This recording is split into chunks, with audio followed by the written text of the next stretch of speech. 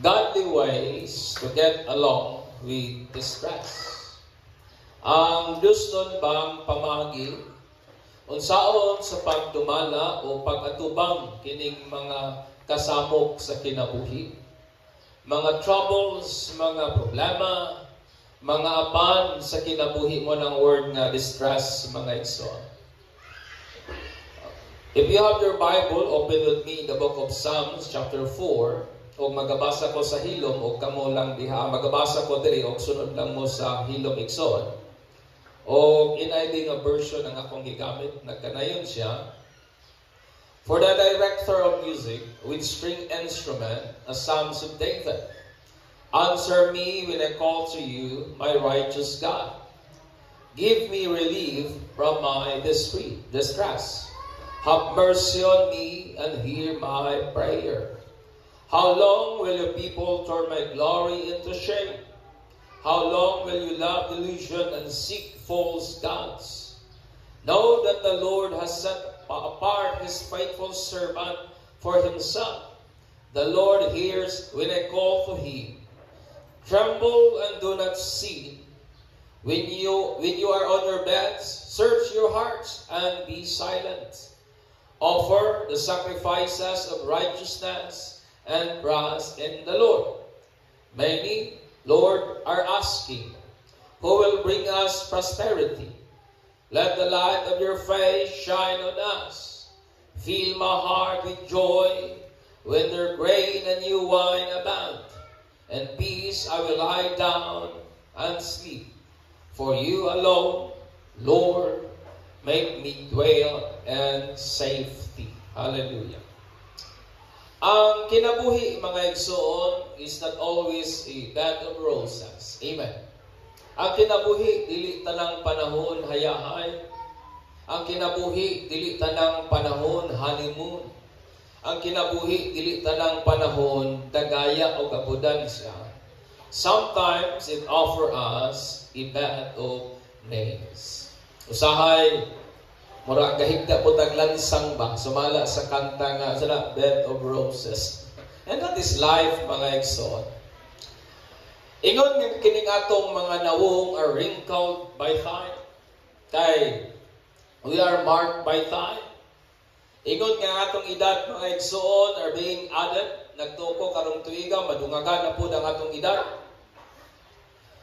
We come to realize and understand and accept na kining distress is inevitable and inherent to our earthly lives. Samtang nagatas ang atong pangidaron, samtang nagakatiguang ta, atong nagakahinay-hinay kasabtan ba, o atong nagakahinay-hinay kadawat, nga kining mga kakulian, kining mga distresses, kabahin na yun ni sa kinabuhi, mga igsoon. Niya ba nato diri ni agi na sa usa ka kahimtang o kondisyon o nibati na baka being emotionally or mentally or spiritually being pressed, mga igsoon, or constrained. Niya agi na baka kasinatian nga kana bitaw mura bitaw ka ginaipit, mura kag nagakaipit ba? Mura kag nagakasakal o mura kag nagakatuog. Nga daw nagalakaw ka sa usa ka kanang kipot gamay kay nga dalan. Nga murabag ang both side, murabag ka ginaipit, mga igsoon. O kanang mga pag-ipit, o kanang murag mga butang nga nagasakal nimo. Tungod sa mga hardship, tungod sa mga battles, tungod sa mga struggles, mga problema, mga circumstances sa kinabuhi. Kung ang imong tubag, yes, then mo na ang distress, mga igsoon. Mo na ang distress, because ang word na distress, it means butang nga naga-constrain, butang nga daw nagasakal o naga-press nato, mga igsoon. Ang Psalms 4, usay sa mga halisod nga salmo, tungod kay, ani nga panahon si David naka-encounter o dili kayo klaro ba, pero bukat o lisod nga problema. O kining troublesome nga circumstances, probably o possible, nga ang hinungdan ang upheaval sa iyahang anak na si Absalom. And we believe o we know nga si Absalom naghimo ba og rebellion, naghimo ba og conspiracy, naghimo ba siya og lakang batok sa iyang amahan nga at that time maong hari mga igsoon sa Israel. Og si Absalom, we know for sure, siya ang anak ni David nga next in line nga mahimong king. Inpuli unta kang David mga igsoon. Og ang krimen nga gibuhat ni Absalom is punishable by death. Silot gyud kamatayan ang silot mga igsoon. Og out niyaning possible na circumstances gisulat niya ang Psalms 4 na naghatag nato pagtulunan kung unsaon ining mga godly nga tao, unsaon nila pagatubang kining mga distresses, kining mga kahasol, kining mga kasamok sa kinabuhi igsoon. Ingay mong tapat may mga kasamok baka sa kinabuhi. Mura kita man siguro tanan na nakita mga distresses mga igsoon. Unang butang atong makatunan from the life of David is this: pray confidently that the Lord will hear you. My loves, paliw ko kuan. Paliw ko usulok. Una, pray confidently that the Lord will hear you. Ampo nga naagid ang kumpiyansa ba nga dunggon gyud ka sa Ginoo. Mao na ingon verse 3, know that the Lord has set apart His faithful servant for Himself. Inya, the Lord hears when I call for Him. Dunggon gyud ko sa Ginoo kung ako mutawag ganha kaniya. Sa diyang ingon si David, know that the Lord has. Ang word po nga know, it implies ka na siya deep and personal and relational na knowledge. Naglambigit ka na sa halalom, personal, nga relasyonal nga kahibalo, o ka na naglambigit po sa intimate nga relasyon, taliwala sa Dios o sa iyang mga katawhan, mga igsoon. Taliwala sa distrust nga ginatubang ni David, iyang gipatugbabaw ang iyang confidence, nga ingon niya, Ginoo magatabang yun niya by helping him, by relieving sa iyang distress kay ginabati. On the basis, ngayon pa niya, ang Ginoo nag-set apart na sa mga godly for Himself. And si David, mga igsoon, iyagang personal nga, nailhan yun po ang Ginoo. Amen. Personal yun po niya nga nasinatihan ng Diyos. Personal nga nasinatihan ni David ang pagkamatinud-anon sa Ginoo, ang gugma sa Ginoo, ang protection sa Ginoo. Nasinatihan ni David ang comfort, ang tabang sa Ginoo, ang kaluoy sa Dios o uban pa throughout his life. Daghan mga kasinatian si David sa kung kinsang Dios. O kini nga experiential nga knowledge raise his confidence that God will hear his prayer just like what he experienced in the past. Tungod kay nakasinati naman si David nga kaniadto gitubag sa Dios ang iyang mga pagampo. Sigurado po si David na tubagon po sa Dios ang iyang mga pag-ampo aning panahon. Amen. Mauman po ka nato mga igsoon. Ang ato ang Ginoo is personal. God is personal. Kana nagpasabot that God is touching sa atong mga kasing-kasing personally. Mo na nga, kumingog personal, it means nga siya ang Ginoo nato, nga nagapanghikap, nagatandog sa atong kinabuhi in a very personal way. Amen. Nga mabati gyud nimo ba? When we decided to walk in faith, sa dihang ni-decider kita nga musunod kang Kristo diha sa pagtuog pag-alagad kaniya, daghang mga challenges, troubles, and circumstances nga midangat sa ato ang kinabuhi. Di ba tinuod? Daghang mga hagit nga mitayog nato. Daghang mga challenges nga ni-default sa tuang kinabuhi mga igsoon. For a reason nga ginasulayan ang genuinity o ang sincerity sa ato ang commitment. To test the genuinity of our faith and the sincerity of our commitment. Mao na purpose nga nung na mga pagsulay. Sa pikas nga bahin, nakasinati butang daghan nga mga maayong butang kaysa diyang nagsunod ta sa Ginoo, dili raman pagsulay atong nasinatian. Amen. Dili raman problema, dili raman mga pagtayo nakasinati usab daghan nga mga maayong butang ug mga pabor gikan sa Dios. Nakasinati kita sa iyang kalinaw, nakasinati kita sa iyang gugma, nasinatian nato ang iyang grasya, gitubag niya ang atong mga pag-ampo. Diya sa ato ang mga struggles, mga igsoon, we experience more of His grace. Amen. Diya sa atong mga pakikpisog sa kinabuhi, mas nasinatian nato dugang sa iyang grasya. Diya sa atong mga pain, I believe some of us are sa kakanta nga para daw dili maklaro ang iyang luha, mo na nga muhilak na lang siya sa ulan, di ba? Kanta sa murag namatay ko kay singer ana. Mukanta na lang daw kuno siya sa ulan kay para nga dili makita ang iyang luha ba nga nagtagaktak mga igsoon. But in reality, in our pain, we experience more of His love. Diba? Diya sa atong mga kasakitan, mas nasinati na tugdugang ang gugma sa Ginoo.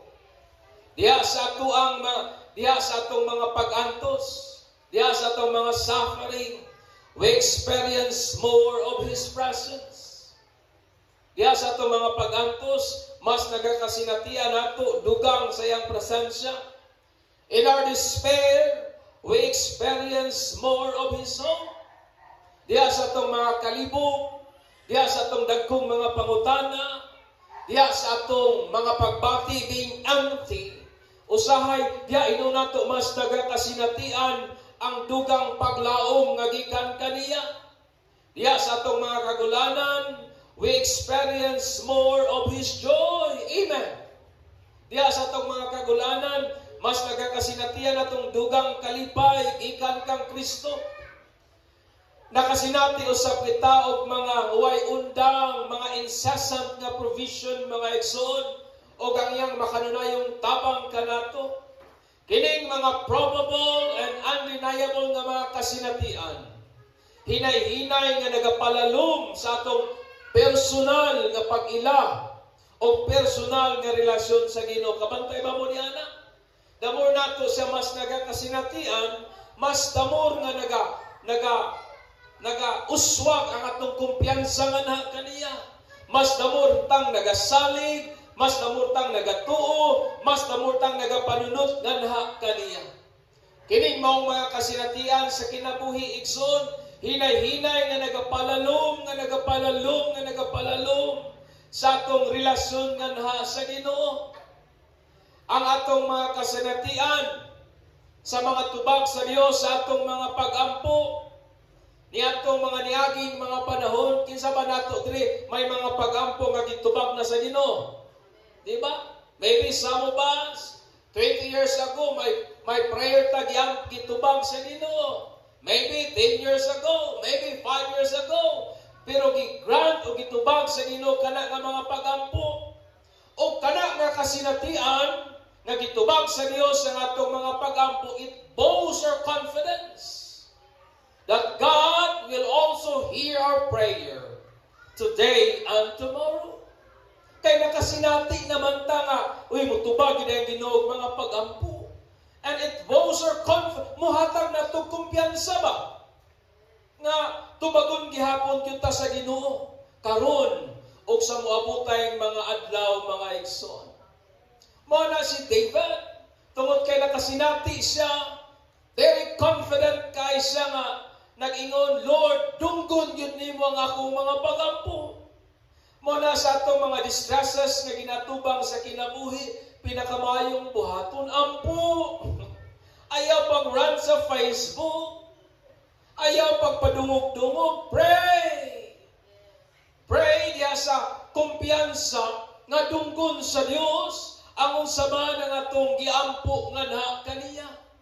Sama kang David, nag-ampo siya diya sa dakong kumpiyansa nga dunggon gyud siya sa Dios. Amen. Inay mong tapat dunggon gyud ta sa Ginoo. Ikaduha, pray na not speak within yourself of things that calm your heart. Ampo o pagpabulong og mga butang sa imong kaugalingon nga mopakalma ba sa imong mga pagbati? Ang tinuod igsuon mao gyud ni kanang mga distresses sa kinabuhi dali lang makapasapot, makapasuko o makapaisog sa tao. Kabantay pa mo ni ana? Pag ang tao stress, dali kayong masuko. Pag ang tao daghang problema, dali kayong masipok ang ulo, dali kayong maglagot. Di ba tinuod? Uy. Ako gani ko yung kwarta, sa puton magaling ko.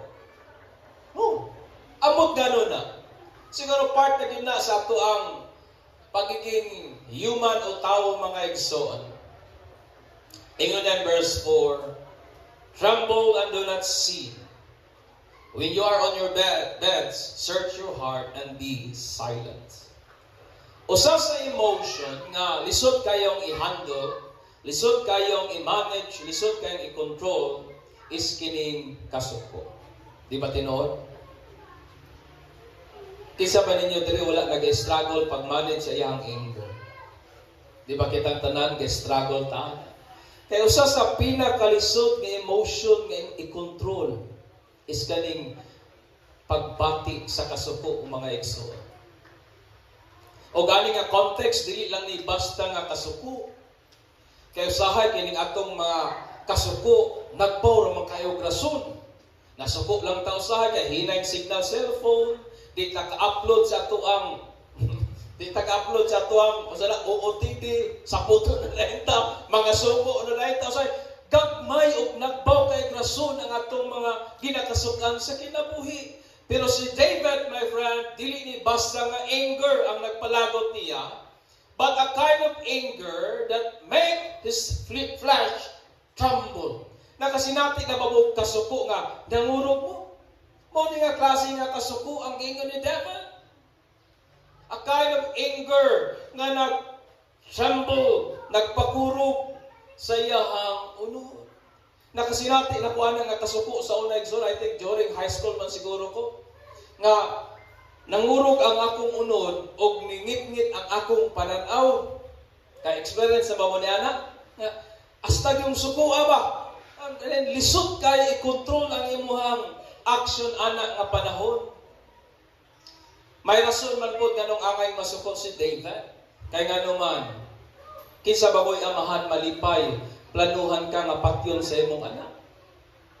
Ikaw ginikanan, mag-praise the Lord pa ka anak. Imong anak, nag-revolt batok nimo. Nagplano o daotan batok nimo.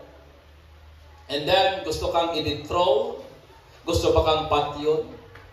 Kisa ba'y ginikanan or amahan nga dili mamurog anak sa kasuko.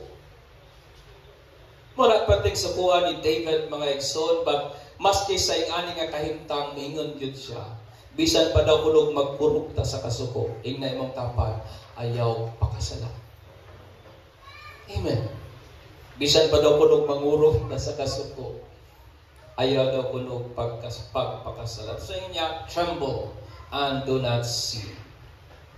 Ang hilabihan nga kasuko igsoon sama ka na sa init bitaw nga puthaw. Nga nakinahanglag time to cool down.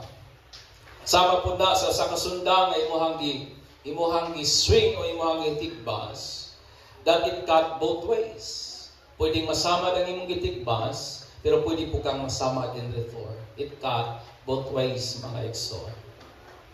Usa sa mga common nga panambagon akong nagakadunggan, labi na during sa kasal, mao kini. Kung masuko daw ang usa, dapat ang usa tubig, di ba? Kinsa may naka-receive ang panambagon during sa akong kasal, nadunggan ko ni nga panambagon. Og daghan ako ipagkasal, mao po ni kasagarang panambagon, labi na kung medyo mga edad-edara na. Mao gini kasagaran lang panambagon, kung masuko daw kuno ang usa, ang bayi ba o ang laki, dapat daw kuno ang usa tubig nga mopalong, dili daw kuno sugnod nga mopasilaog sa kalayong mga igsoon. So putting this into practical use, it means that sa dihang kung ang usa masuko, let the other keep kung mahimo silent.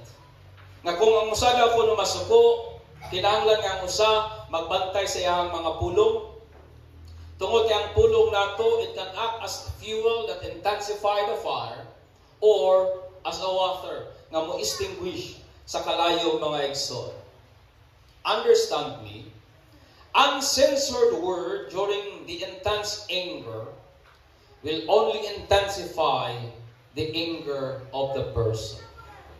Kabantay ba mo kanang mga pulong nga wag nato gi balansi pagtarong ba? Kanang mga pulong bitaw nga basta-basta lang nato gibuy-an panahon nga naa sa kasuko ang usang tao, di ba?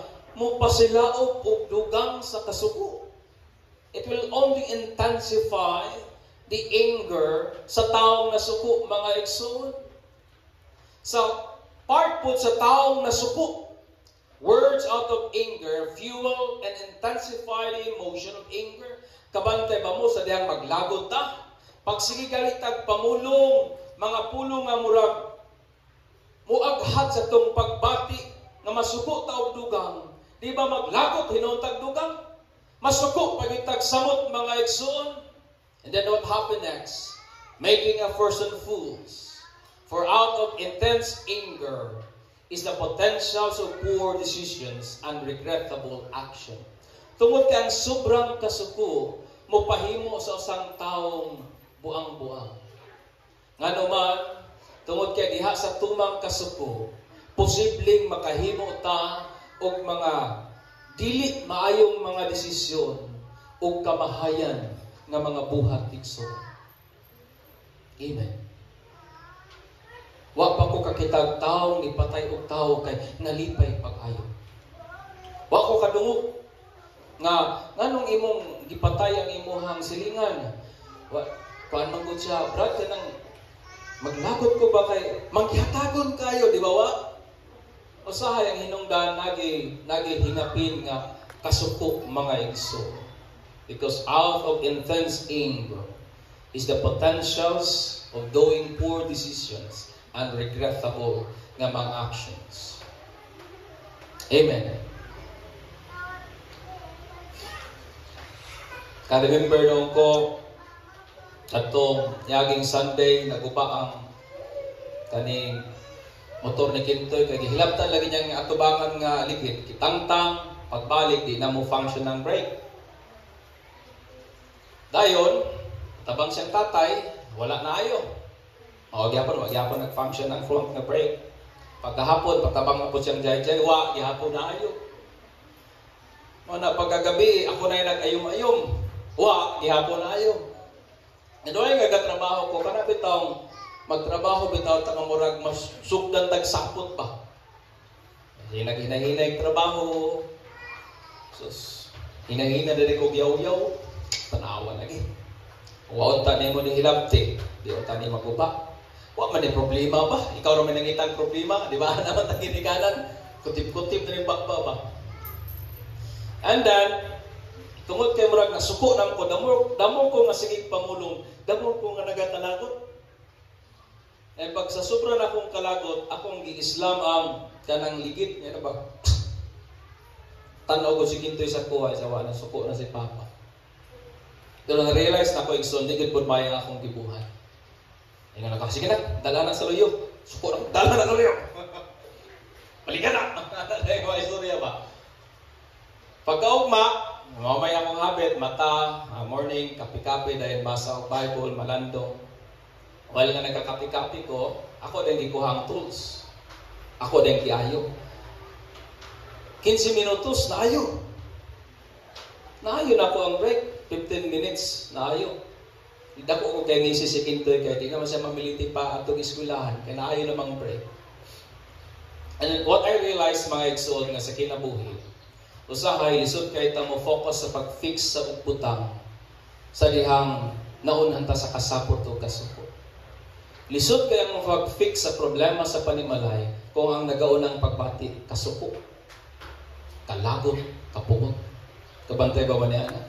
And worse, usahay tungod sa ato ang uncontrollable anger, usahay nagakatintal pa hinuon ta nga ang sayon gagmayng problema nahimo hinuong dako. Di ba tinuod? Eh, numdum-num niya atong Inday, bago pa min kasal. Kaya ako medyo bukat, magigog kamot. Naghali ron kay Ligaana. Kaya itong dali manapat na, kanang musumpagin ba? And then sa una, mag-away, kapugong sa pagbati, dito sa pultahan, dito sa mga butang ipahungaw. Pagkahuman, ako na maghihapoy mo ayo. Hoy, sa mga bana nga makarelate, pag-amin mo diha. Ako naghihapoy mo ayo. Masuko ko sa akong mga anak, sa di makontrol, maglabhag ang mga lupot. Ako naghihapoy mo palit og tambal pagkahuman. Pero murag di yun ni maayo ba? Tungod kaya sahay sa kinabuhi, tungod sa dili nato nagakapunggan nga mga pagbati. Usahay ang sayon nga problema, nagakahimo pa Hinoo mudako. Amen. Si David mga igsoon, ingon siya, that even when our flesh trembles in anger, we should not fall into sin. Bahala daw ko nung magpurog ta sa kasuko. Ayaw lang yun daw ko nung pakasala. To make this possible, kinahanglan nga atong i-brattle, kinahanglan nga atong timunan, kinahanglan nga atong kontrolon ang atong mga pagbati. Usa ka sign sa pagbatud og langit nun nga kaalam. Ingon ni Solomon in Proverbs 29:11, a fool vents all his feelings, but a wise man holds them back. Kini daw ko nung taong hungok, di daw ko nung magpugong siyang pagbati. Na kung masuko, suko, yun, pakita, yun nga iso. Pero ni Solomon, kini daw ko nung taong magyalamon, ilaha daw ko nung ginahunggan, ginakontrol nila ang ilahang kaugalingong pagbati. To clear our minds and make us think soundly and act wisely, it is helpful, mga igsoon, to speak within ourselves of things that calms our heart by speaking the potential outcome and damage that could be done whenever we yell on our anger caused by distress. Usa sa butang nga makapakalma baya nato kung naata sa kasuko. Kanang atong istoryahan ang atong kaugalingon ba? Sa mga butang nga posibleng dangatan ug mahitabo kung atong patuyangan ang atong kasuko, mga igsoon. Amen. Napabamo diha. Usahay may mga butang tag, mga tao tang ginakalagutan nga nakapalagot gyud pud nato. But we need to reason within ourselves. Nga kung ako ning buhaton, possibly mao ning mahitabo. Ug mao ni ang mahitabo, mag-suffer akong family, mag-suffer po ko, both ways, why mo daw namo? And it calmed your heart. Amen. Di ba, kabantay ba ta, usahay kitang mga magtiayon na may mga time nga maglalis, mag-away ta. Pero usay-usay nakapakalma sa atong pagbati ka na huna-huna nato mga kung magbuwag ta, loy ang atong mga anak. Di ba? Usahay ika-istorya sa mga tao. Kung ingani atong buhaton, na luoy kahit to sila ang anak, and it calms our heart. Mo pakalma bayaan na nato. Mo na nga kinahanglan nga kanato mamulong ta og mga butang nga makapakalma sa atong pagbati. Dili kay kung nasuko. Unya lang yug ka. Ni samot ka kay isog ka. Pero kung maghuna-una ka nga kung ako ning tumpangan, pwedeng ako siyang masumbagan, pero pwedeng madaot akong pangalan pagkahuman. Or worse, pwede pa ko niyang dumtan. Kay basin bayaon niya o balikan ko niya. Wa ta kabalo sa dagan sa unahan. But kung mamulong tag mga pulo nga atong balansihon ang potential nga outcome, kung atong patuyangan ang atong kasuko, mga igsoon, mo pakalma baya yun na sa atong pagbati. Di ba tinuod? Amen. Atong isang adlaw, istorya may diri ni Bungyor, dito daw sila maragsa kuan dito sa RR. Na nagparking daw ko siya sa ato kanang marag exit ba kay nagbayad gamay. Na daw ko na nagsunod, perti daw ko nung subuan. Ang una-una ni Bungyor kung ako ning tumpangan. Magproblema gyud sa iyang trabaho, nagkaginabalansi ba? Ingon ni Bungyor nga, si Lord na lang mahala nimo. Di ba? O pakalma maya na nato. Kana kung makahuna-huna papod lagi. That's why po, we need to speak things within ourselves that calms our heart. Kasi po ang tinuod, I want you to understand me. Anger will soon subside. Kanang atong kasuko, muhupas raman na. Kanang atong kapungod, kanang atong kalagot, muhupas rana igsuod. Bisag unsa ka kalagot, muhupas ra gyud na. Bisag unsa ka kasuko, muhupas ra gyud na. But the damage that it has been done may possibly alter the course of our lives and leave a lifetime regret in our hearts, mga igsoon. Ang kasuko muhupas. Pero kung dili nato timunan ang atong kasuko, pwede mo pausap kini sa dagan sa atong kinabuhi og mobilin og mga butang nga atong kamahayan for the rest of our lives. Ang kasuko muhupas, pero ang damage magpabilin. It is not wise to act out of intense anger fueled by distress. Palakpakan nato ang Ginoo ni anak mga igsoon. Ikatulo, worship the Lord with the right heart. Verse 5. Ingon niya in 5, offer the sacrifices of the righteous and trust in the Lord. During their time, ang pag-ihaw po og mananap as an offering to God is an integral part sa worship. Kabahin na gyud na silang mga pagsimba. O kana gi-prescribe sa Mosaic Law nga ang Dios gud pod mismo ang naghatag ngadto kang Moses. Righteousness, it refers mga igsoon ngadto sa butang nga sakto atubangan sa Dios. Amen. Right in the eyes of God. That's why kinahanglan nga mag-offer sila ngadto sa Ginoo o mananap nga wa gyud samit, wa gyud apan, wa gyud bikil mga igsoon. You know, tanawa ninyo, and I want you to understand me. Si David po was deeply hurt. Lalo kayong samad ni David tungod sa treason and rebellion o conspiracy sa iyang anak na si Absalom. Naman kay mga ginikanan diri nga mangluod gali sa ilahang anak, wa lang gibisitahan.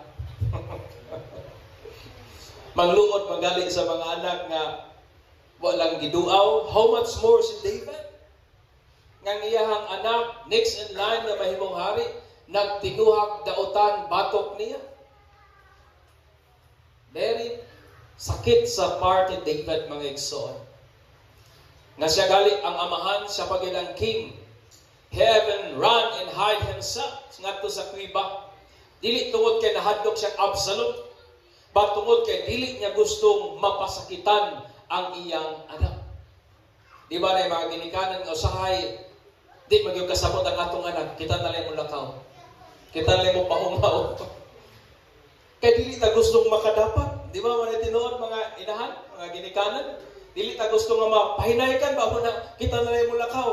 Di tungod kay nahadlok ta. Kung dili nahadlok ta sa atong mahimo ngadto nila. And this is what happened to David mga igsoon. Iha pagaling gisugo ang iyang mga commanders nga mo si Joab, si Abishai ug si Etlai. Ingon niya in 2 Samuel 18:15, be gentle with the young man Absalom for my sake. Kining tawanan gusto nilang patyon si Absalom. But ingon ni David, ayaw. Kung inyo man siyang madakpan, ingon naghangyo pagid siya ingon nga amahan, be gentle. Be gentle with my son Absalom, ingon na, for my sake. Ang kasing-kasing po ni David, wa gyud na puno sa hatred. Ang kasing-kasing ni David, wa gyud gitukag resentment o tinguha sa pagbalos batok sa iyang anak. He kept his heart right in the sight of God. Even facing aning sakit kaayo nga circumstances mga igsoon. Usahay mga ginikanan, makadungog lang istoryang di maugikan sa anak, naghambi na dayo pangluod-sulod sa pilang tuig. But remember David, gitinguhag patyon sa iyang anak, yet wa gid siya magtinguhag dautan batok sa iyang anak. He kept his heart right in the eyes of God. Sama kang David mga igsoon, kinahanglan ngadto pong tipikan ang atong kasing-kasing nga mahimong sakto at tubangan sa Ginoo. Maski sa pagkatubang nato og mga distress sa kinabuhi, og ang atong i-offer nato sa Dios ang atong mga pagdaig uban ang saktong kasing-kasing. A heart kini nga kasing-kasing naglambigit og pagsalig sa Dios. Kasing-kasing nga wala mahugawan sa pagdumot. Kasing-kasing nga wala ma-defile sa tinguha sa pagbalos. Kasing-kasing that is not defiled by vengeance, dismay, or anything that is against sa atong isig katao, mga igsoon. Amen. Let us worship God with the right heart. Dili pa natong kasing-kasing nga naghambin pagmahay sa isig katao. Dili pa natong kasing-kasing nga naghambin pa og mga maot nga pagbati sa isig katao. But let us be like David, mga igsoon. Let us keep our heart right in the eyes of God as we offer our worship ngadto niya, mga igsoon. Ang atong worship mo kanay atong sacrifice ngadto sa Ginoo, a sacrifice that is acceptable and gusto sa Dios is ang sacrifice na without defect or blemish, mga igsoon. Manang akong magdayeg ta sa Ginoo, dayeg ta pinasikat sa mayong kasing-kasing. Amen. Pinasikat sa kasing-kasing nga wa maghambin og mga pagbating dili mao sa mga gipanghimo sa atong isig katao, batok nato, mga igsoon. Kung atong kasing-kasing may mga gihambin man nga dili mao, ang maayong butang mao kani that our heart can be changed and cleansed. Amen. Ang atong kasing-kasing mabag-o ug mahinluan, mga igsoon, making our worship acceptable to God. Amen. Muna akong naatas sa mga distresses, dahiga ang Ginoo. Worship the Lord in the right heart. Pagpakan na to si Lord niya. Ikaw pa, reaffirm sa imong kaugalingon that you are favored by the Lord. Ingon niya in verse 6 down to 8. Daghan daw kuno nagmutana niya, kinsa may magdala nato og kauswagan o sa lain nga termino, kinsa may magtabang nato nga maundang ning mo mga problema, because prosperity is the absence of conflict. Mo na ilang understanding. Kinsa may makapaundang aning kaproblema nato ron King David? Ingon din niya, let the light of your face shine on us. This is the face of God. Fill my heart with joy, with your grain and new wine abounds. And peace I will lie down and sleep. For you alone, Lord, make me dwell in safety. Ikaw lamang, Ginoo, ang makahimo nako nga makapahuway ko diha sa wa ko'y angay kahadlukan. Understand me, brethren.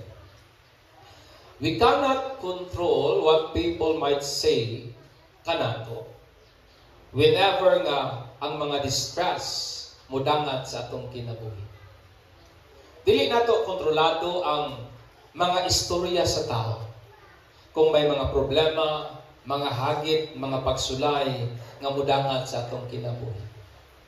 Pwede ang mga pulong madungga nato, pwedeng makadasig nato. Pero ang uban pwede pong dili. Pwedeng mga pulong madungga nato, pwedeng makaboast atong confidence sa pagpadayon. Pero ang uban pwede pong makapasakot o makapasuko nato. Di ba tinuod? Kana bitaw naka sa problema dayon makadungog kang istorya nga gigabahan mo na. Masuko koy. Maglagot koy. Pero di nimo kontrolado ang pamulong sa tao, mga igsoon. During aning lisod nga panahon ni David, daghang ingon kaniya who will bring us prosperity or good things. But David responded, mga igsoon, against aning mga huna-huna na both mo discourage kaniya by reaffirming to himself that he is favored by the Lord. Iyang state ang fact nga siya gyud giblas, siya gyud gipadalanginan, siya gipaboran sa Ginoo. Mingon si David, let the light of your face shine upon us. That is the favor of God. Naong sa Dios, it talks about the favor of God. O kini nga pabor sa Ginoo ingon pa ni David, magpuno sa akong kasing-kasing sa nagpungasi, naghingapin nga kalipay, abounding joy and undisturbed peace. Kaning kalinaw nga bahala pagdaghang problema, still ang akong sunod may kalinaw. And then providing him assurance to dwell in safety. Nga bisan pa daw kunog daghang nagtinguha niya dili mao, makatulog yapon siyang malinawon anang gabi because of the favor of God. Sama kang David mga igsoon, kinahanglan nga atong ipamulong sa atong kaugalingon that we are favored by the Lord. And that favored of God, kana nga pabor sa Ginoo, make the difference in whatever distresses we encounter in this lifetime. Kana nga pabor sa Ginoo, mo na nagahatag og dako nga kalainan sa mga hagit, mga suffering, mga pain nga tong nagakaatubang sa kinabuhi. Wa ba mo mahibog, daghan kag problema pero og matulog pagkagabi maghakok ramang gihapon. Di ba? Damgo pa. It is because of the favor of God. Daghang mga hagit sa kinabuhi pero makapahiyom ramang gihapon. Daghang mga hagit sa kinabuhi mga igsoon pero may kalipay, may kalinaw gihapon. That is because you are favored by the Lord. Amen. Ang ato lang kinahanglan atong pahinumduman sa kanunay ang atong kaugalingon. Amen. Usahay pag may problema ang atong ipahinumdum kay ang kadagko man sa utang, ang kadagko man sa bahirunon, reaffirm to yourself that you are favored by God. Ina mong tapat, ipaboran jud ka sa Ginoo. Ano ba? Ipaboran jud ka sa Dios. Ang distress mga igsoon is inherent. Kabahin na yun na siya o di yun na malikayan sa kinabuhi. We cannot live life without problems. That is life. Tawag kay kaning kalibutan is curse. And to get along with it in a godly ways is the wisest response na pwede natong mabuhat. Mana pag naay problema, ina imong tapat, ayaw pag-hysterical. Kung naay problema, ayaw pag-wild. Kung naay problema, ayaw pag-maoy. Kaya ang pinakamayang response sa mga hagit sa kinabuhi, muampo ta.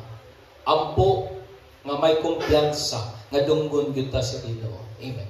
Nga kung natay mga suliran nga ginatubang sa kinabuhi, mamulong tagbutang sa tong kasing-kasing nga makapakalma kay kining problema. Usaha it rob us of our joy. Kabantay ba mo? Pag daghang problema, dali kay mangunot ang agtang kay nganuman. Sira na. Sigara kusmaot pa kay huna-huna sa mga bayronon sa kinabuhi o uban pa. And then worship the Lord in the right heart. Amen. Kung naman tayo mga problema nga ginatubang,